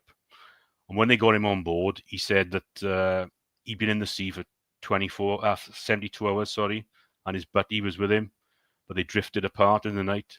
So they swept the area, and 15 minutes later, they found the other airman, but unfortunately, he was gone. So they gave him a full burial at sea. But also at the similar time, the ship's doctor committed suicide in his cabin, and they also gave him a burial at sea. So, but these photos were sort of together in his album, so I'm not sure if the picture where it's got the burial at sea is of the other airman or it's of the ship's doctor. So it's one of the two. Amazing stuff. It's like a slither of World War II from your grandfather's narrow but yet revealing point of view. It's extraordinary. People are in the sidebar expressing just what an extraordinary show this one is. I had a feeling it was going to be, and it's living up to all my expectations. So back to you, Jamie. Right. So in April, Slazak was nominated for Operation Neptune. So on the 10th of April, they docked in Gibraltar. Then they sailed back to Falmouth. They arrived there on the 16th. They had a couple of days shore leave in Devonport. And again, he said they went to the amusement park, and he got banned from the shooting gallery again. Now, I've kept this in there because, especially with my mother in the chat as well, because they used to tell us when they were kids, my grandfather used to tell my mother and my 2 aunties that he was a brilliant shot. But when they used to take them to the fairground and things like that, he couldn't win them anything on any of the shooting things. So they were like, really? But in my grandfather's defense, later in life, especially when I was little, he had glaucoma. So I reckon it was the glaucoma that affected. Okay, that makes sense to me. Yeah. And he was just a bit older as well. A bit older. Yeah. Weary. And he was wearing glasses then, so it's like there you gone. are then. Yeah. Yeah, so he says they when they go back, they took part in invasion exercises, had a bit more leave, more exercises again. Then on the 4th of June, they took on extra ammunition and they were at sea all day and night. Then on the 6th of June, as dawn was breaking, in the company, this is the way I'm reading it as my grandfather wrote it because I didn't want to change how he wrote this and do in my own words. He said, in the company of 9 destroyers, they went close to the shore, and when the order came to open fire with all their 4-inch guns, they were plastering the beachhead, and the capital ships were firing further inland. He said, in the first half hour, he thought a Norwegian destroyer, which was next to him, had struck a mine. And as they were sinking, all their torpedoes were let loose, and they were heading their way. But the quick action of their navigation officer saved them as one torpedo each sailed past the ship. Now, from watching your streams with Stephen Fisher and reading his book, a Norwegian destroyer was sunk, but by a German torpedo. So he's right, but it's slightly his perception of it or his recollection of it is not as exactly of what happened, but it definitely happened, but slightly different to the reality. But I suppose when you were firing and things are happening around you, how can you have it spot on? I think. He then says the first group of landing craft started passing the ship, and they were carrying rockets, and they were firing them off by the dozen. The shore was covered with explosions, smoke, and fire. Then the landing crafts with troops started landing on the beaches, and the sea all around them was full of numerous craft, and there was hardly any room to maneuver. He said in these first few hours, he could see some of the landing craft tanks being blown up by fire from the shore, but he had no chance to see any detail because their ship was supporting the Marines, Royal Marines, I'll say that. I should have said Royal Marines, I said that. And there was a Royal Marine liaison officer on board in constant contact, giving them coordinates of where to lay barrages. And he said he recalled one request to fire at a wood that was a couple of miles inland. So he said they fired about 20 salvos at it, and all that was left then was stumps. And they had a call then off the Royal Marines on the beach who said, "Well done, Slazak, you saved our bacon." But there. Now, you're the Normandy guy. I think part of this is in Stephen Fisher's book. So I would like, is how accurate is that type of recollection of what he's saying? I think it is. I think it's broadly right. I mean, Stephen will probably be able to tell exactly what the bomb. I mean, I think you watched the show with Stephen about Westraman because you were in the sidebar then. I mean, it was definitely firing. And the gun batteries inland were some of them were in woods. Morris was in a wood, so it all makes sense. I'm also thinking that crazy that we're doing this show on the Friday because on Wednesday when we had Angus and John from Hong Kong, they were talking about Lam Ping Yu, the Chinese soldier who was on HMS Ramillies. So there was a Chinese sailor on a ship not far away from your grandfather. So the Chinaman had come via, I forget exactly all the places he'd been, but China and then Egypt and then Plymouth and blah, blah, blah, to being off the coast of Sore Beach on D-Day. Your grandfather's come from, it's a reminder that we always need to have that this idea that D-Day is Americans and Brits, and occasionally the Canadians get remembered, is just so not the whole story. It is literally people from all over the world who have taken some incredibly circuitous routes to get there, to be there that day. It's extraordinary that your grandfather and this Chinese officer were just a few yards apart on that ocean, and we're talking about their stories 2 days apart on this channel. It's extraordinary. It's crazy. It is, isn't it? It's bonkers. So he then said that after the war, he was on the surveyor's course in Scotland, and on this course there was a Polish guy called Bruno from Torren who was in the German army on D-Day, and he was in those woods. And he said after that barrage, he said he'd had enough and surrendered and joined the Polish army. Wow. Now I've seen from other streams where there are accounts of the Poles being there, surrendering, and then being filtered into the first corps. Yeah, no, I mean, we're going off on a massive rabbit hole, but the naval firepower of Sword and Golden Juno was in some cases very, very accurate and very, very devastating. And it's it's an amazing stuff. My brain is like a pinball machine of the extraordinary journey your grandfather was taken to get there. All the stuff. And my granddad never basically left the UK and was an anti-aircraft guy all the time. It's just extraordinary how different everybody's roles were. And and again, thank you for your work in putting all this together. So that's Anyway, back to you. He then said that over the next few days they had to return to Portsmouth several times to replenish ammunition because they were run out from firing so often, which again I think is mentioned in one of Stephen Fisher's streams, and it's in his book. He then said I think it was in the first week of the invasion, that after picking radar contact of what they thought was a German E-sub, that they landed on a sandbank and bent one of the propeller shafts. So following this, they couldn't travel at high speeds. So the ship was withdrawn, and they spent the next several weeks in dry dock in Woolwich. And he said, while on shore here, a lot of the boys went to a pub in Silvertown, and they had a ship dog. Now, the ship dog would wait by the bus stop, and when the conductor pulled the double ding, the dog would run on the bus, hide, and get off by the pub. And then at stop tap, he would do the same. I thought that's hilarious, really. I think how would the dog know? It's bonkers. But what he also said was that during this time in dry dock, the doodlebug raids were going on. And he said that it was all right when you could hear the buzzing noise. He said the time to worry was when it went silent, because that meant they were falling and they were going to explode. And he said whenever this happened, he always tried to get back to his ship because he thought he was invincible on Slazak and nothing could touch him on there.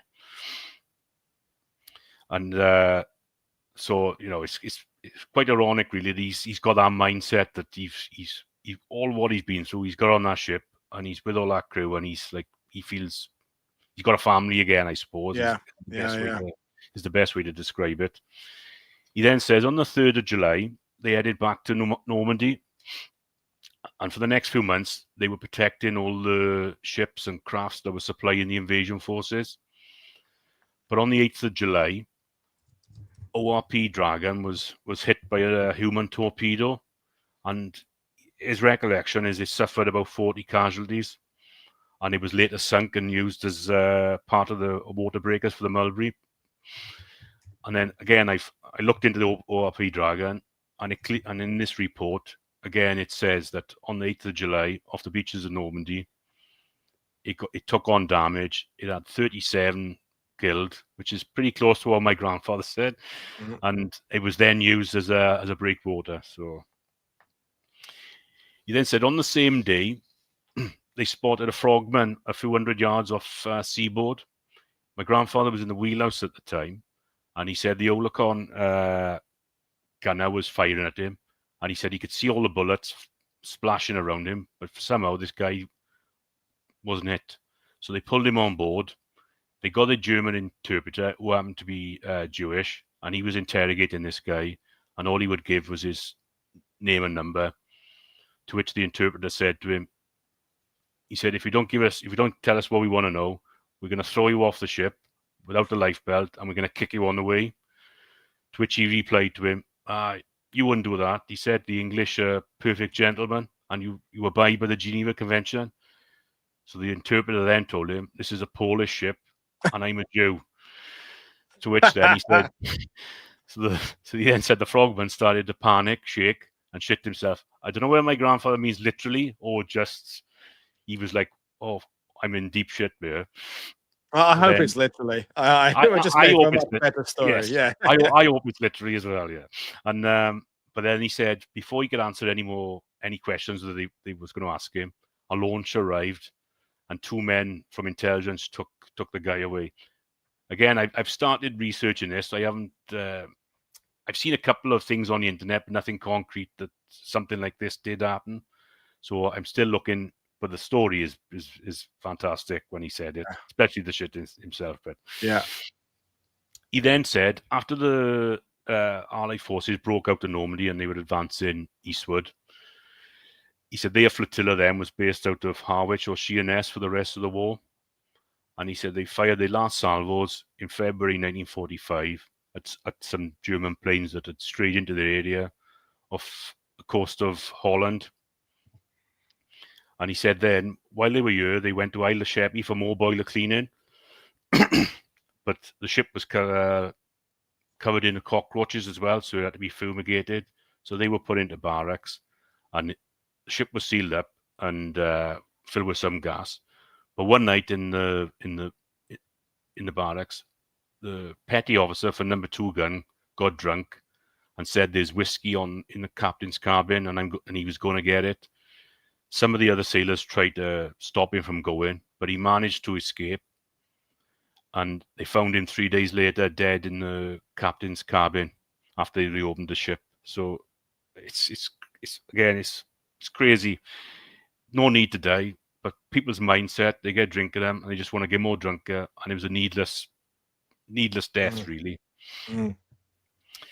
Then he said, while they were anchored in Medway River, they were painting the ship like a light yellowish green, and rumours started flying around, excuse me, that their flotilla was going to be sent to the Pacific.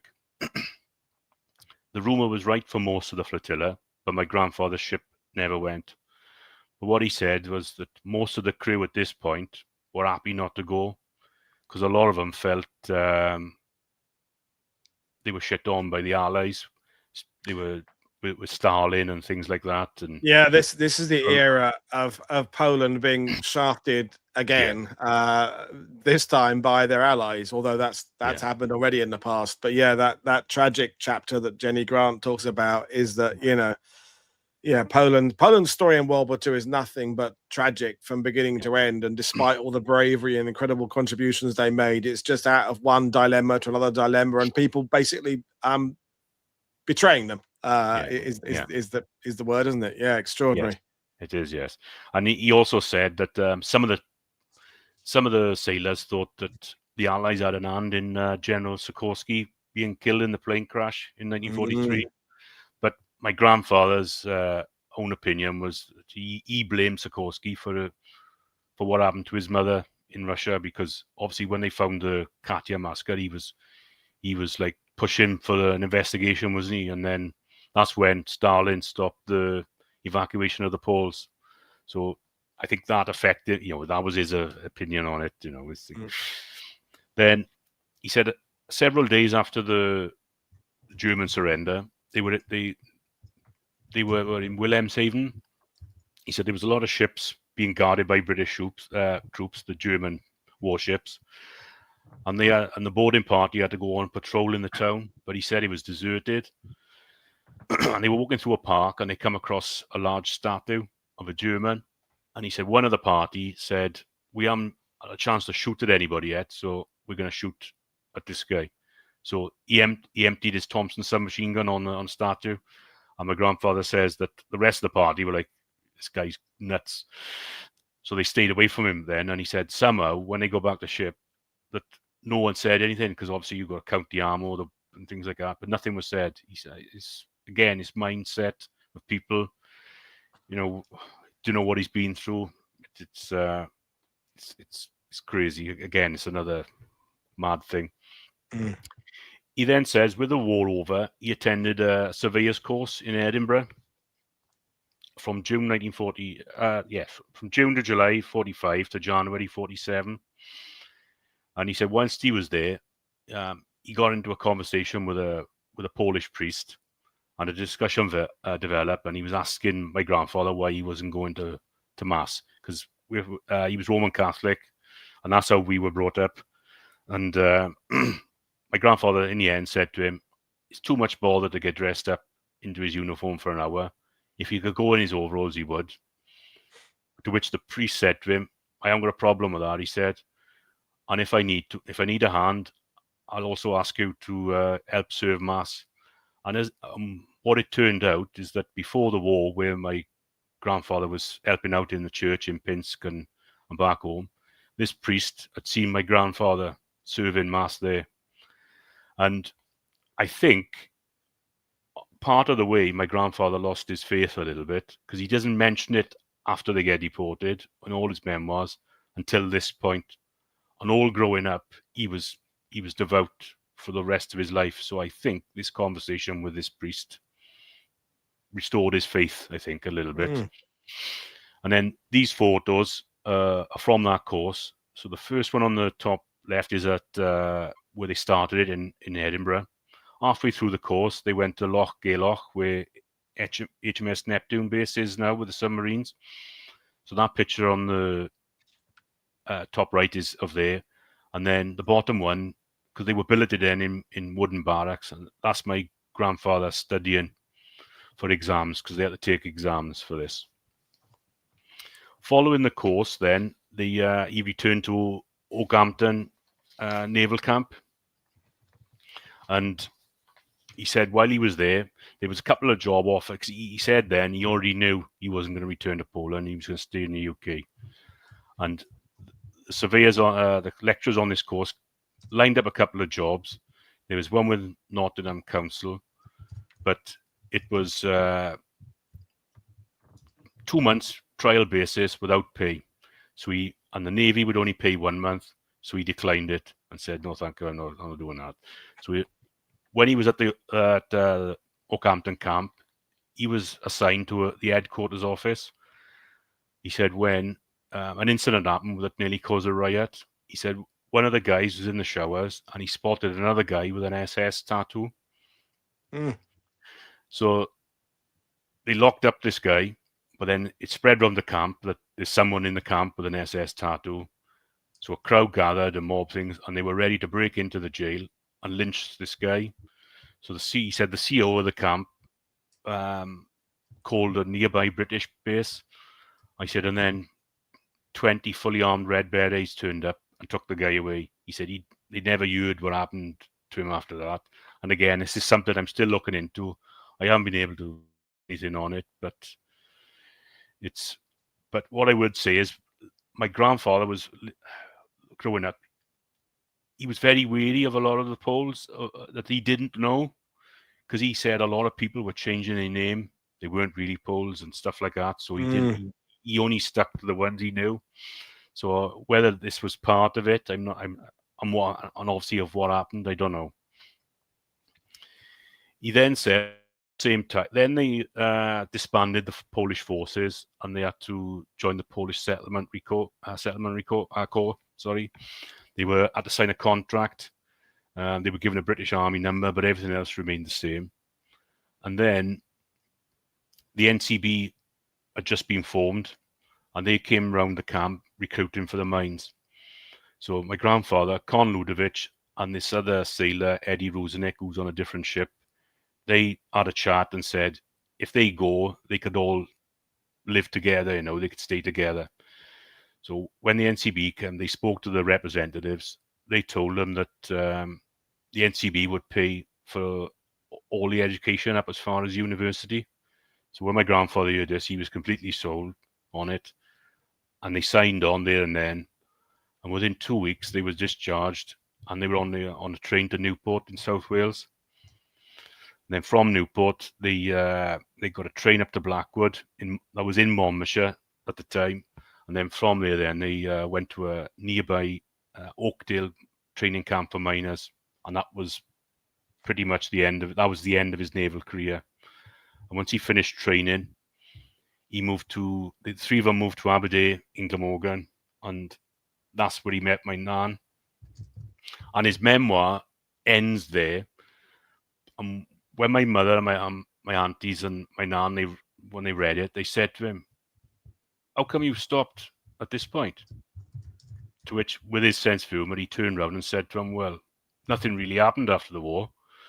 And he said, "And you lot know the rest anyway, so you can do it." So he said, "No, I'm not doing it anymore. I've had enough." So that was the end of his naval career. Wow. Crazy. I mean, absolutely crazy story, but a little bit more to go. There's a couple of questions for you. So, yeah, all the way back to Poland to finish things off.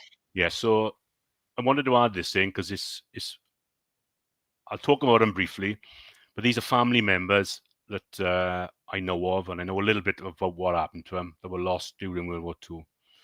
So the guy on the left, Frank Rubis, he was married to my great-grandfather's sister, Elena. Now, in the 20s, he was a policeman in Odryzon, which is near Drowichin. But by the time the war broke out, he was a shepherd. And they think that saved him from being part of the first deportations like my great-grandfather. But then later in August, I think it was, of 1940, he was arrested. He was put in Drowichin prison. And then the following May, he had to appear in court. And what they did, people that worked on this collective farm where he was a shepherd, testified against him. And his wife and one of his daughters was at the court. They heard about it. They got to the court and they seen him outside.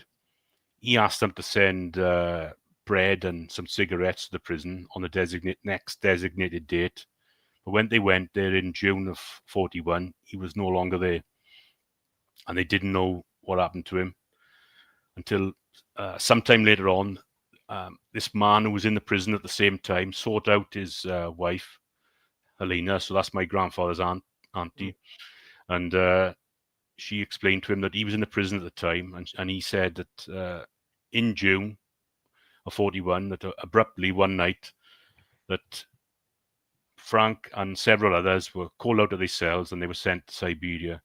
But his other daughter, Jadwiga, who was close to my grandfather, she later found out that sometimes that when they did this, they didn't deport them, they just executed them. But they don't know if that happened to him.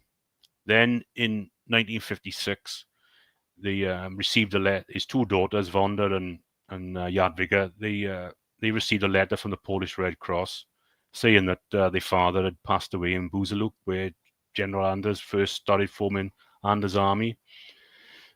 Now, they initially believed this, but then obviously talking to other Polish families and everything that were looking for their relatives, they realized that this was the standard answer because there were so many people missing. This was the standard answer they were giving to people. So his fate is unknown.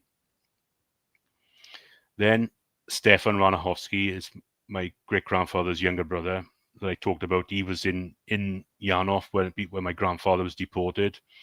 So when the Germans took over the area after they attacked the Soviets, he was forced to go back into his pre-war government role.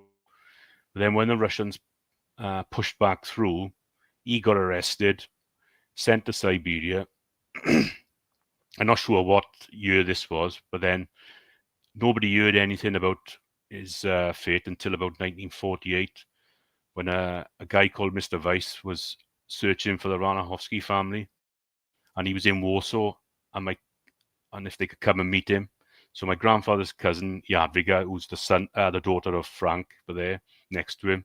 She went to see in hospital, who was ill in hospital at the time, and he told her that they were in the Russian prison together, and they were brought back to Brest on the border, the Belarusian Polish border, where they were given a test where if they could walk the length of a hall, they were given a pass to cross the border into Tiraspol. But Uncle Stefan failed the test, couldn't walk the length of the room. So they transferred him to hospital, and then the next day, this Mr. Weiss went to see him before he left to go back to Poland. So Stefan then was completely broken, and he gave his family details to this Mr. Weiss and asked him if he could tell his family what had happened to him. And then he shortly died then with Weiss. But Mr. Weiss kept his promise, and he told the family what had happened. And then Jadwiga said that shortly after she met this Mr. Weiss, he also passed away. Then we move on to my great-grandparents again. Like I've said before, my great-grandfather, Mr. Slav, he was last seen by my grandfather in Pinsk in 1940 in February. That was the last time. So he said it in his memoirs in once, but I didn't want to say it earlier on because it wasn't reality for at the time. But that was unknowingly the last time he would see his father. So last time he seen his father was when he was 15, and his mother Alexandra, she died, like I said, from the Red Cross letter. She died somewhere in Kazakhstan in 1943.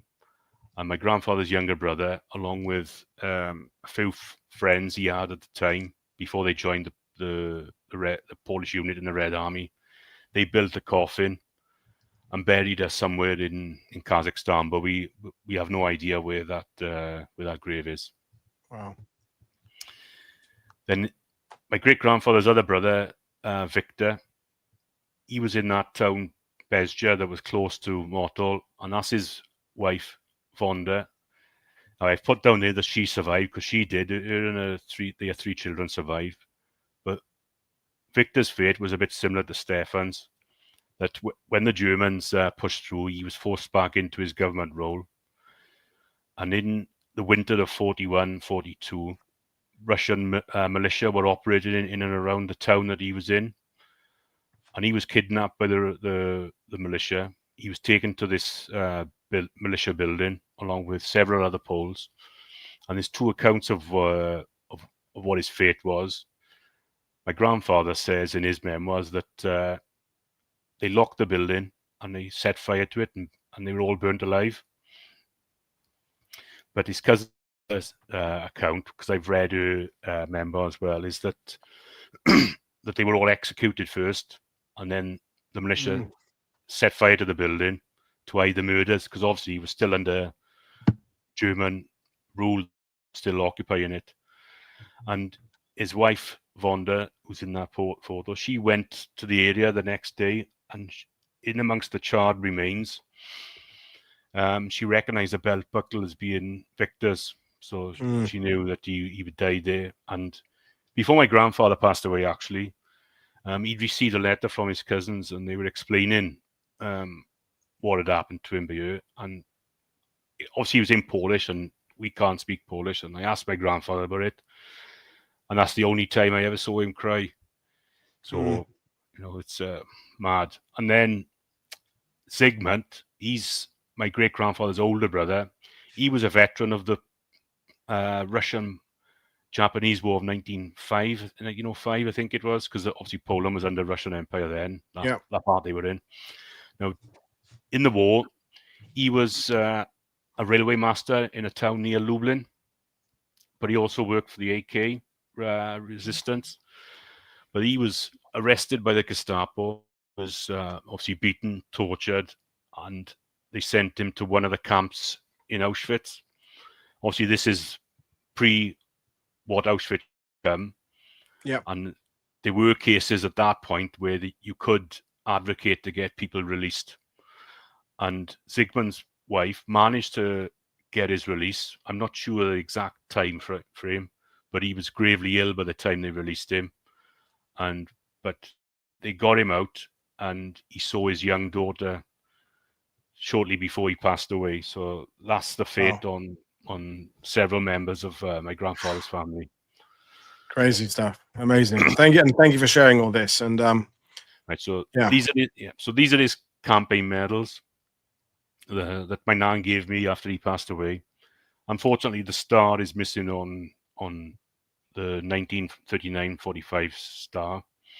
I've tried several times to get an official thing off the military about getting a replacement, because I don't feel right about replacing it. I want to do it official, but I've it everywhere I've gone. I've been sent somewhere else, so I'm still trying. Oh, it's definitely possible. I got replacement medals for my grandfather. I mean, that was sort of 20, 30 years ago, but it's that someone will know in the sidebar exactly how to go there. But every time I've done, I got a pile of letters, because he's an allied troop. You got to go down a different avenue, and every time makes sense. Good point. But I'm still persevering, just so I can have the just have the star back on it. Yeah, and then put them in a nice shadow box with some photos and things. Yeah, and I'm glad there's a bit of a happy photo to end this because it's got a bit grim there. But I mean, thank you for sharing it. But yeah, that's why I ended it with this one. I thought, I can't end with that. I'll have to. So then, these are a series of 3 photos of my grandfather and his brother. So the first one is of them in 1930.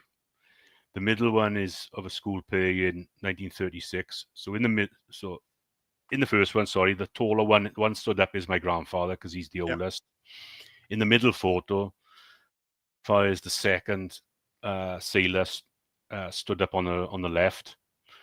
His brother is the one sat down. He's the scout, and the other person on the right on the end is actually their cousin Vonda, who her Uncle Frank was in the other slide. So that's their cousin. Ironic, it's a sailor's uniform, as if foreshadowing something there. Yeah. Well, that's why I thought, it's good to include it. It's strange. And then the last photo then is my grandfather is the one stood up holding the glass with the glasses, and that's his brother Mitek, and that's the first time they met. Several days after the first time they met in 1986, so they hadn't seen each other for 44 years.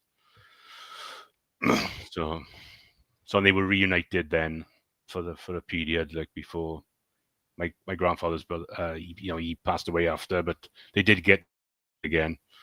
So wow. And where did they meet up? So obviously at that point it was coming towards the end of the communist rule, wasn't it, in Poland? And he came to the UK. So this photo is actually in my grandparents' wedding anniversary. So they arrived in April when I was I was 11 at this point. And this is in a party with all friends and family. And then my nan and my granddad then went, I think it was the following year, they went back to Poland with them to see family and stuff like that. So. Wow. Well, absolutely amazing presentation, Jamie. A couple of comments and quote. Do the comments first. So Dermot Rooney is saying, this is wonderful. Family historians add so much to understanding. Well done, Jamie. Your mum said, well done, Jamie. Grandad would be so proud of you. Tamsin said, what an amazing story. Thank you, Jamie, for doing all this research about your grandfather and sharing it with us. And then Andreas in Germany said, thank you for sharing this tough part of your family story. So the couple of questions we had were, Gina is asking, I mean, there's no how long in that this isn't completed, but how many years have you spent researching this? Because it's incredible, the journey of your grandfather. So, and also, where are you from in Wales, Jamie? So let's do the where are you from first, and then we'll do how long did it take you? So I was born in Merthyr Tydfil. So I grew up in that area, and I grew up in Aberfan and Merthyr Vale, but I currently live in Tredegar in Gwent. That's where my stepfather is from, and that's where I currently live. And my nan and my granddad, they were in the Aberdeen kind of valley, so it's all southeast Wales. So mining country. Yeah. And how long have you been researching this? So my grandfather passed away in 2004. So I started a little bit of research then, and the internet weren't as good as then as it is now. And actually, since COVID hit, and you're looking for something to watch, let me say, that's where I come across your channel and JD's. Your two, they're the two I watch mainly. And after seeing other people's streams and telling stories, I thought it's time that I had a look at it. So it's probably the last 3 years, I think, where I've been picking families' brains on about the different things, and I've been doing research online. And it says like now one government, my great grandfather being in the Polish Riflemen's Association. My grandfather's never seen that document, I don't think. Right. And I only found that last year. So I mean, the potential rabbit holes are. I mean, they're almost infinite. I mean, even if you just stick strictly to your grandfather's story and don't include the relatives and the friends he meets along the way, that, given that it encompasses, the invasions of Italy, the battles in the Mediterranean, journeys to the deportation. I mean, the Barbarossa, before that, the Soviet invasion. I mean, there are so many incredible avenues to go down, but we're glad you brought us the story as it is so far. Yeah. Couple more questions. So you've done the one about research. Well, Ian is asking, at the end of the war, was there any consideration to going back to Poland? Obviously, Poland is not the place it was before the war, and it was as communist. But I'm assuming some of the Poles must have gone back there, despite what the conditions were. But your grandfather presumably never thought about that. Well, like I said towards the end of the stream, after he was the surveyor's course, he'd already made his mind up. He was staying in the UK. He was never going to go back. And but actually, my nan said that when they first settled in Aberdeen, there was 4 of them, and you couldn't separate the 4 of them. But she said, the one guy is he got his mother out there. She was living here, but they didn't settle, and after a few years, they moved back to Poland. So some settled, I think, and then returned. I think others then probably didn't feel safe because if they were, because there's obviously the stories of communist Poland after where they were getting arrested and murdered and stuff. It carried on for years after. So, but my grandfather never came into his head.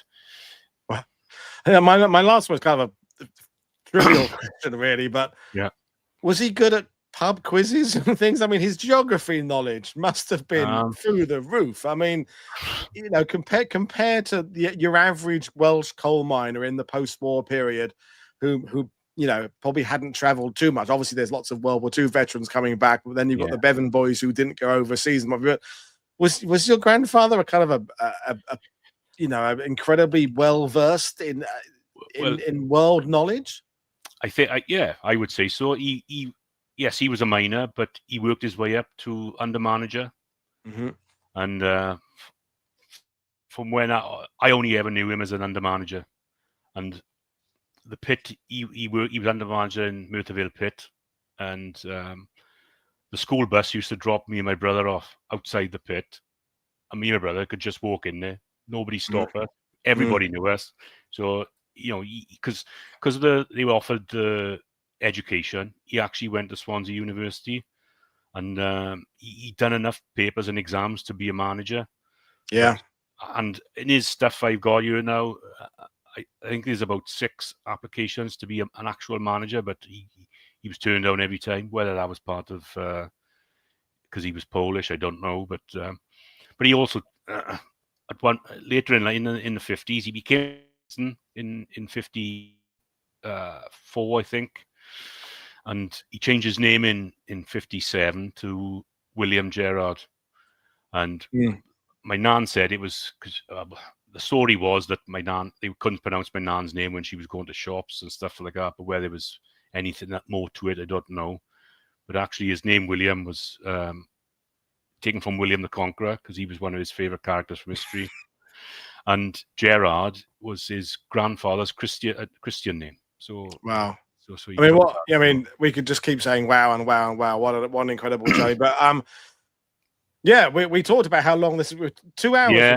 I mean, it's been absolutely it's flown by, and people were saying earlier, don't cut this one short, Woody. It's too special, and it has been as special as I thought it was going to be. And what an incredible journey. I think we're all going to go away just, amazed by this. I mean, have you ever just tried to calculate the number of miles around the globe your grandfather did? I mean, because it would be an insane amount. And if he'd had a passport and it was being stamped, how many stamps he would have in it? I mean, it's an extraordinary journey that you should be very proud of. And clearly, and your mum was watching, just to have someone like that in your life as an influence on yourself growing up there, someone who'd been through so much. Extraordinary, absolutely extraordinary. Yeah. Oh, one thing I don't know if you can see it. Can you see if I move to the side? Yeah. We've spoken about it in previous streams. Yes. And that the naval jack off his ship that I have. So that flag used to be, when I looked into it, they put that flag up when they was in dock. Wow. So wow. Well, we will leave things there, and I'm going to go and have a beer, and I hope you're going to have a beer as well. So, yes, folks, a couple of... back again next week. I'm recording a podcast with Jane and James for the Never Mind the Dam Busters about Bomber Commander Normandy tomorrow, so you'll be able to see that on their channel at some point. Back again on Monday. Lots of guests, Andrew Harrison, Phil McCarthy, various others. Click like and subscribe, but I will see you all after the weekend. Thank you, Jamie. Thank you, everybody, for your fantastic comments. Cheers. Bye. Bye.